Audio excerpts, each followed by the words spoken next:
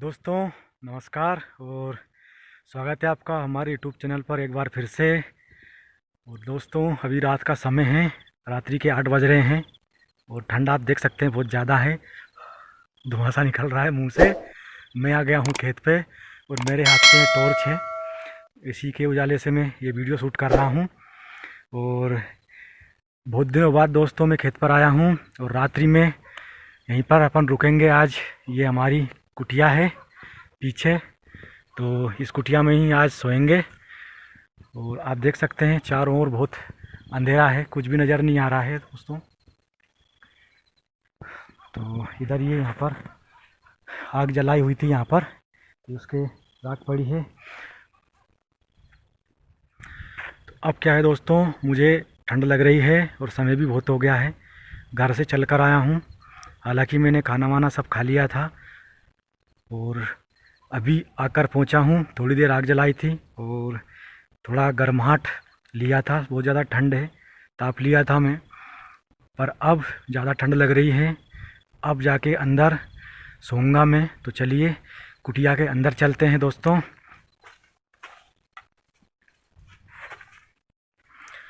तो ठंड तो बहुत ज़्यादा लग रही है और चारों ओर दोस्तों बहुत ही अंधेरा है और रात का मेरा यहाँ पर ये दूसरी बार मौका आ रहा है जब मैं अकेला यहाँ पर खेत पर सोऊंगा।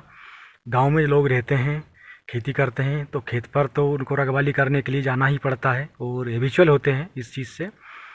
तो गांव के लोगों के लिए तो कोई बड़ी बात नहीं है और डरने वाली भी ऐसी कोई बात नहीं होती है, क्योंकि बचपन से ही ये सब चीज़ें फेस करते रहते हैं, तो हैबिट में होती है। और मिलेंगे फिर मॉर्निंग में, तो करते हैं गुड नाइट, शुभ रात्रि। सुबह हो गई दोस्तों, गुड मॉर्निंग, राम राम, सुप्रभात आप सभी को। रात में मैं 9 बजे के आसपास सो गया था, लेकिन नींद आने में काफ़ी वक्त लगा और पता नहीं नींद नहीं आ रही थी, कुछ ऐसा ही इधर उधर से कुत्ते वगैरह भौंक रहे थे, तो जागता रहा मैं और फिर काफ़ी देर से मुझे नींद आई और अभी जल्दी से नींद खुल गई है। अभी सनराइज़ भी नहीं हुआ है, होने में थोड़ा सा टाइम है। चलिए बाहर निकल कर देखते हैं कि कितनी ठंड है, क्या है। अंदर तो ज़्यादा एहसास नहीं हो रहा है ठंड का। और आग जलाएंगे, चाय बनाएंगे, तो चलते हैं बाहर। बाहर का नज़ारा तो कुछ ऐसा है दोस्तों, आप देख सकते हैं। अभी सनराइज़ नहीं हुआ है, इधर से सनराइज़ होगा। जो बल्ब नज़र आ रहा है, कुछ कुछ बादल दिखाई दे रहे हैं और ये जो थोड़ी थोड़ी लालिमा नज़र आ रही है, ये बल्ब है, यहीं से सनराइज़ होगा। ये पूरब दिशा है और कोहरा है हल्का हल्का सा। इसमें अंदर था मैं अभी, तो फिलहाल मैं लकड़ियाँ लेकर आता हूँ और फिर जलाएंगे आग। दोस्तों लकड़ियाँ और घास फूस ये रखा हुआ था बाहर। ये रात में जो ओस गिरा उसकी वजह से सब गीला हो गया, तो आप देख सकते हैं आग भी ढंग से नहीं जल पा रही है, पूरा ये गीला हो चुका था, लकड़ियाँ भी गीली हो गई, तो आग ऐसी आग जल रही है। तो इसमें तो कुछ होने वाला नहीं है, ना तो ढंग से जल ही नहीं रही है, बार बार बुझ बुझ जा रही है। तो मैं तो पूरी माचिस ख़त्म हो गई, लेकिन आग नहीं जला पाया। ये पूरा भीगा हुआ है ओस की नमी से, तो चाय भी घर जाकर ही पीना पड़ेगा दोस्तों। और अब ठंड भी लग रही है, हालांकि मैंने कंबल ओढ़ लिया है, लेकिन आग का सहारा बहुत अच्छा होता है। ऐसे ठंड में गर्माहट आ जाती है शरीर में, हाल आप तापने से, लेकिन कोशिश कर रहा हूँ मैं, जल जाती है तो ठीक है।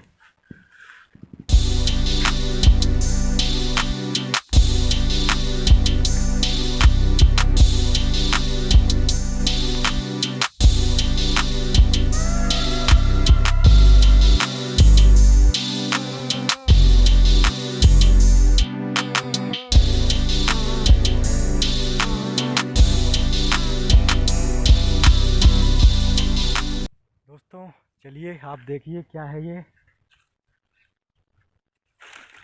तो ये खटिया रखी है और ये जो गाड़ी होती है, बैलगाड़ी जो पहले चलता था उसकी गाड़ी है। और ये रात में ठंड से बचने के लिए एक टपरिया बनाई हुई है, इस पर कुछ त्रिपाल वगैरह लगा के और सेफ्टी के लिए। तो अभी त्रिपाल नहीं लगाया है, तो हम इस पर बैठेंगे और बात करेंगे।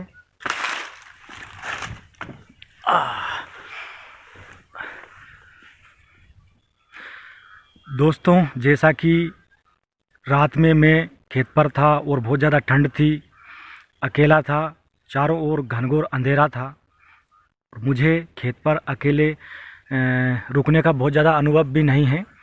हालांकि कुत्ते भी भौंक रहे थे और जैसे जैसे जंगली जानवरों की आहट आती है तो कुत्तों को सबसे पहले पता चल जाता है। तो फिर मैं जागता रहा और ऐसे करके रात गुजरी। सुबह मैं चाय बनाना भी चाह रहा था, लेकिन आग सही से जल नहीं पाई, तो चाय नहीं बना पाया। फिर चाय घर पे आके पी और नहा धो के तैयार हो गया था मैं। तो आगे की बात अब मैं आपसे करना चाहता हूँ, वो ये है, जैसे दोस्तों आपको एक कहानी है मुंशी प्रेमचंद द्वारा लिखी गई, पूस की रात। तो आप सबने या तो पढ़ी होगी या सुनी होगी या टीवी में सीरियल में देखी होगी, और जिसको भी नहीं पता तो मैं आपको थोड़ी सी संक्षिप्त में बता देता हूँ क्या है।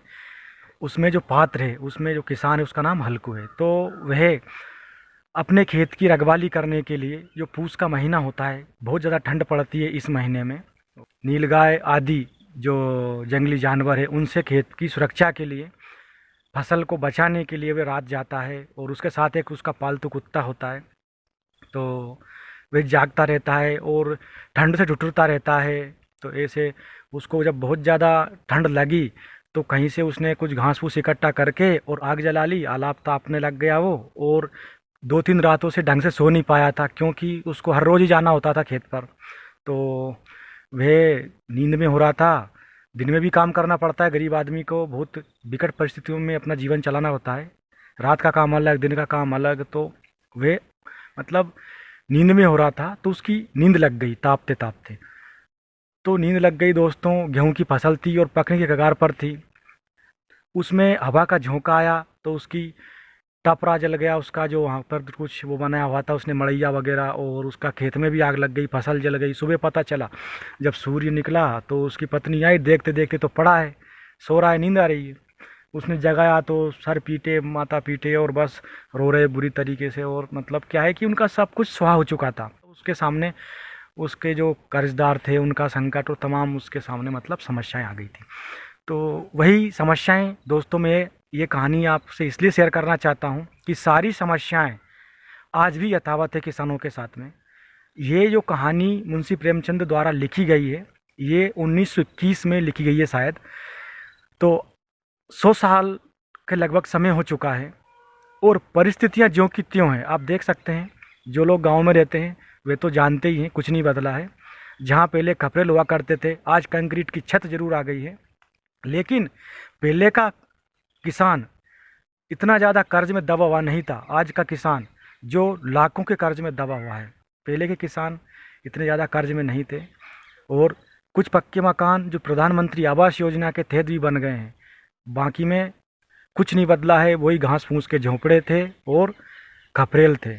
और आर्थिक स्थिति की बात करें तो परचेज पावर जिसे कहते हैं ना, व्यक्ति की जब तक नहीं बढ़ती है परचेज पावर, क्रय शक्ति, तब तक व्यक्ति संपन्न नहीं माना जाता है। तो गांव में लोग आज भी वही है, रात जाते हैं खेत पे फसल सुरक्षा के लिए। जैसे हल्कू जाता था, तो हल्कू की भूमिका में ही था मैं मतलब मेरे को वह कहानी याद आ रही थी और सोचा था कि मैं दिन में आपके साथ शेयर करूंगा, तो रात में मैंने उसका जिक्र भी नहीं किया। तो अब दिन में मैं आपसे ये कहानी शेयर कर रहा हूँ। तो दोस्तों, मेरा कहने का भाव यही है कि क्या कारण रहे हैं कि आज भी किसान यथावत है। जैसे हल्कू था, आज भी वैसे ही हम सब है, जो भी गांव में किसान है वे। और जिनकी परिस्थितियां सुधरी है, तो कहीं ना कहीं उनके परिवार में या तो कोई कर्मचारी है या किसी बिजनेस में है या दुकान से साइड इनकम है, कुछ ना कुछ साइड इनकम है, जो पूरी तरीके से खेती पर डिपेंड है। आज भी वे गरीब है और जैसी स्थिति पहले थी 100 साल पहले, वैसी की वैसी आज है देखा जाए तो। क्योंकि पहले 1 रुपये में बहुत कुछ आ जाता था और आज 1000 में कुछ नहीं आता है। तो परिस्थितियाँ वही की वही है, कुछ नहीं बदला। तो सोचने वाली बात है, क्यों नहीं बदला, इसके पीछे के कारण खोजने चाहिए। और कारण तो मुझे भी पता है, सरकारों की नीयत नहीं है, पॉलिसी नहीं बनाती। ऐसी पॉलिसी बनाती है सरकार कि किसानों को फसल का बीमा करवाओ, फसल नष्ट हो जाती है तो बीमा देंगे, लेकिन मिलता नहीं है। अच्छे भाव देंगे, एमएसपी की गारंटी देती है, लेकिन मंडी में औने पौने दाम पर फसलें बिकती है, कोई एमएसपी की गारंटी नहीं है। तो किसान की दशा सुधरेगी कैसे? प्राकृतिक प्रकोप से फसल नष्ट हो जाती है, या आवारा पशु, जंगली जानवर फसल नष्ट कर देते हैं। दूसरा, फसल आ भी गई तो भाव नहीं मिलता है और लागत दिन प्रतिदिन बढ़ती जा रही है। तो बहुत सारी उसके सामने समस्याएं हैं, इसीलिए किसान आज भी गरीब है। और सबसे बड़ी पॉलिसी ये है कि खेती से गांव के लोगों को निकाल कर शहर में सस्ती लेबर के रूप में वहाँ पर कन्वर्ट किया जाए, डाइवर्ट किया जाए, जिससे कि वहाँ पर जो लोग रहते हैं उनको सस्ती लेबर उपलब्ध हो सके। तो ये एक दुर्भाग्य है, जिसलिए आज भी किसान गरीब है और दुर्दशा में जी रहा है। तो यही था दोस्तों, यदि वीडियो आपको अच्छी लगे तो लाइक करें, शेयर करें, कमेंट करके ज़रूर बताइएगा कैसी लगी।